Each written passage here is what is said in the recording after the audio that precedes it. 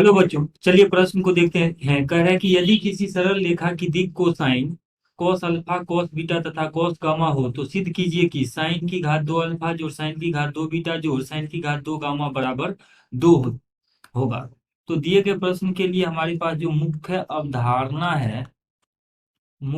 अवधारणा यदि हम इस प्रश्न के लिए देखें तो मान लीजिए किसी सरल रेखा का जो दिक् कोसाइन है, दिक् कोसाइन किसी सरल रेखा का यदि दिक् cosine cos alpha cos beta तथा कॉस गामा हो,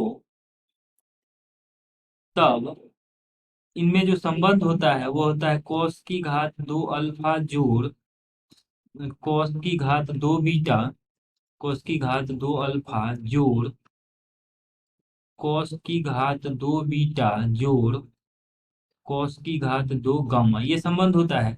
यहाँ से आ जाएगा, देखिए कॉस की घात 2 अल्फा, तो इसको लिख लेते हैं हम।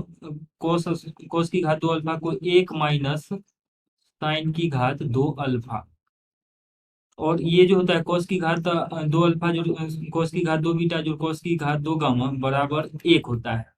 तो उसके बाद हम इसके जगह पे हो तब कॉस की घात 2 अल्फा जो कॉस की घात 2 बीटा जो कॉस की घात 2 गामा बराबर 1 होता है। अब देखिए इसी के उपयोग से इस प्रश्न को हल करेंगे। तो यहाँ से कॉस की घात 2 अल्फा को 1 - साइन की घात 2 अल्फा लिख लेते हैं, जोड़ कॉस की घात 2 बीटा को लिख लेते हैं 1 - साइन की घात 2 बीटा, जोड़ कॉस की घात 2 गामा को लिख लेते हैं 1 - साइन की घात 2 गामा बराबर 1। यहाँ से अगर देखें दिया जाएगा 3 - साइन की घात 2 अल्फा माइनस साइन की घात 2 बीटा माइनस साइन की घात 2 गामा।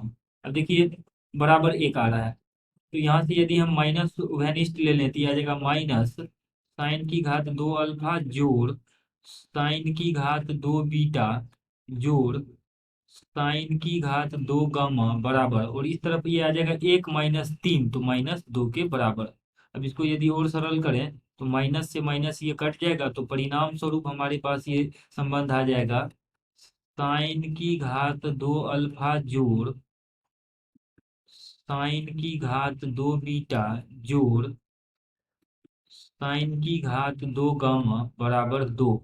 और यही दिए गए प्रश्न का अभीष्ट उत्तर है। आशा करते हैं कि इस प्रश्न का हल आपको समझ में आया होगा। धन्यवाद।